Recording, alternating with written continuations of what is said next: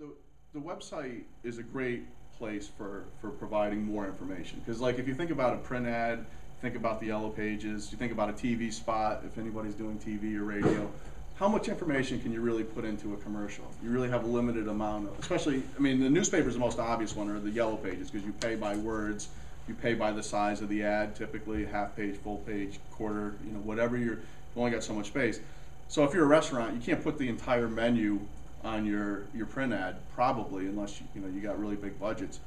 But you send people to the website. You know, your menu changes, guess what? You know, you can update the website. If you've got 1,000 glossy brochures with your menu on it, which is not a bad thing if your menu's static, then you know, then you've got a huge sunk investment in putting something on the menu, and you know, then you got a bigger challenge. So the website's great for complementing your offline marketing. And it's owned media, which again, let me differentiate owned media versus, let's say, social media. So your website, you own the domain. It's registered to your name, presumably, or somebody that's managing your website for you. And you have control over that. So the content that's there, the information that you provide is all under your control. Nobody's going to shut down your website. They shouldn't shut down your website.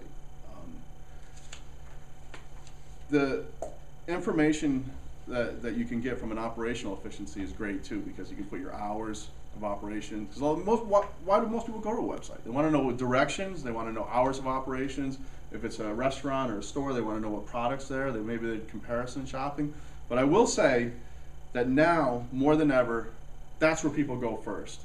People go online first. That's where people go to find out about your business. And it's about credibility too, because if you're a business today, even if you're like me, I'm a one-person solopreneur startup business, and you know, because I'm in internet marketing, obviously the stakes are higher for me to have a website. But any of you guys, there's evidence that you're investing in the Startup Smart program, have a website. So you guys all see the value of that. The thing to think about is, do you want to have the ability to update your website? If your website is really there to just provide that credibility that I just talked about and the information static, you probably don't need a dynamic website. But if you have a static website and you want the ability to change, it's more of what they call content management. And you know, do you have frequent pricing changes? Do you have offers that you want to highlight on the website? Does your menu change frequently? And those kinds of things are things to consider. And a lot of times that can actually be a catalyst. If you have a website that's been around for a while, that can be a catalyst to look at other avenues. So for instance, putting before and after pictures, which I have some clients that are in the same business, and that's a great thing to do. You know, they go to your website, you see their gallery. If I'm going to have somebody come into my home to do remodeling, again, it's a trust thing. You're letting somebody into your house. Trust, trust, trust, right? Someone's coming into your house, you got to trust them, right? So those are things to think about. The other thing is, are you going to maintain it internally or externally? If you maintain it internally, you know, do you have the knowledge and the skills that you need to do that? And part of that is, especially on a dynamic website, is a lot of bad people, as you know, on the internet. And so you got to make sure things like security, making sure that you have secure passwords, because I've seen it happen more than once. You know, somebody gets their website hacked into, bad things get put on there.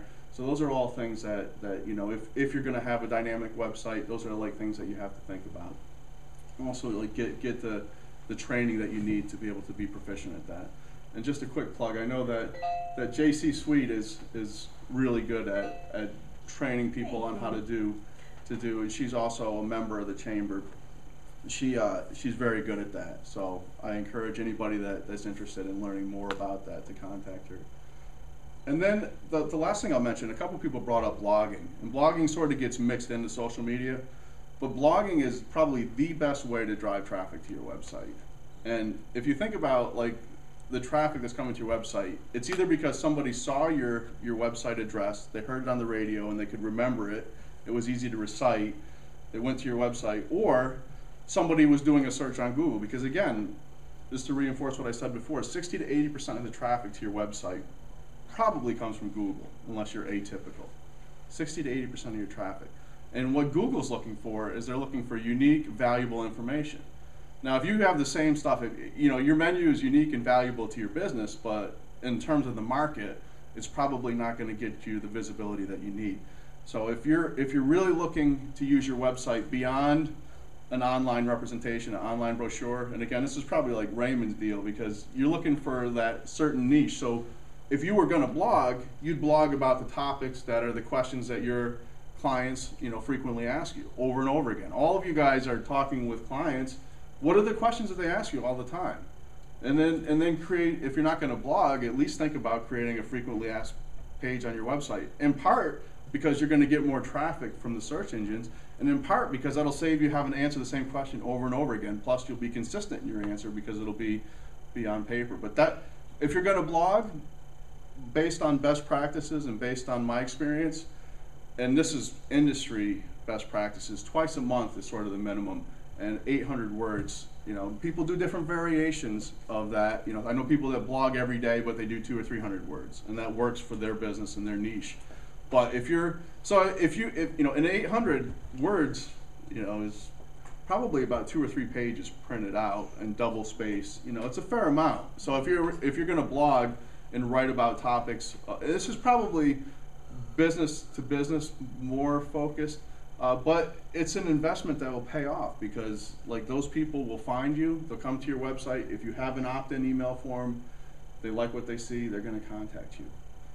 So that's just a couple of the considerations. Now, question on that, on the blog, because I'm thinking of starting a blog because I do the low glycemic eating coaching. And so I was thinking of starting a blog where I printed a recipe once a week because people go online for recipes all the time.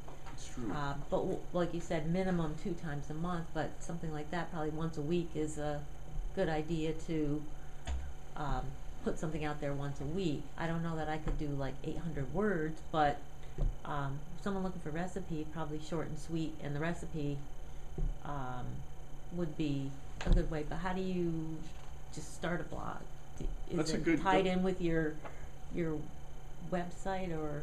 It can be, and I recommend that you do, because it's like I know free is always enticing for small business, right? I know free is like a lot of times wins, and there's free blogging platforms. You can use WordPress.com, Blogger.com. Those are probably the 2 biggest and most prolific. The issue with that is that you're sending people to somebody else's domain. You're sending people to another website. So if you can, my recommendation is invest in whatever you have as a website. Mm-hmm. Most websites can be pretty easily extended. Again, JC Suite, I think, is probably a good. I'm pointing to Sheila because of the connection there, but they can help you get a blog. I can help you get a blog, but I recommend getting a blog on your own website. Once a week's better than twice a month. Mm-hmm. And 800 words again is more of a best practice as a guideline. It's going to vary. Mm-hmm. For you, short and sweet with a recipe. Mm-hmm.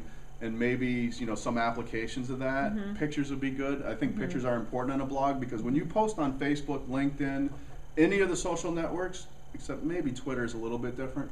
When you post a link, generally it pulls the picture in if there's a picture in that post. And there's tons and tons of studies that show that the click-through rates, in other words, people actually engaging with that on the Facebook newsfeed, mm-hmm. Goes up by an order of magnitude when you have a picture. And if you think of your own experience, when you have your newsfeed and you're looking at Facebook, you're more likely to have your eyes drawn towards the visual mm-hmm. parts of it. But I think that's, if you can do that, you're gonna find that you're gonna get more traffic to your website. And that same content that you're producing every week, mm-hmm. why not put that into an email? If you build your email list, mm-hmm. people came to your website, they signed up for your email, or you came to an event like this, you exchanged cards, you asked mm-hmm. them, can I add you to my list? Because mm-hmm. maybe you're at a trade show mm-hmm. that's specific to what you do. People give you their business cards, can I add you to my list? And then when they get the email, every week they get the same email from you with the recipe, and that points back mm-hmm. to your blog. So you put just a little bit in the email with a link back to your blog post. It's a great way to stay in front of people mm-hmm. and reuse the investment of that content. Mm-hmm. So it's not just about discovery, it's about mm-hmm. feeding your existing market. Okay, good, thank you.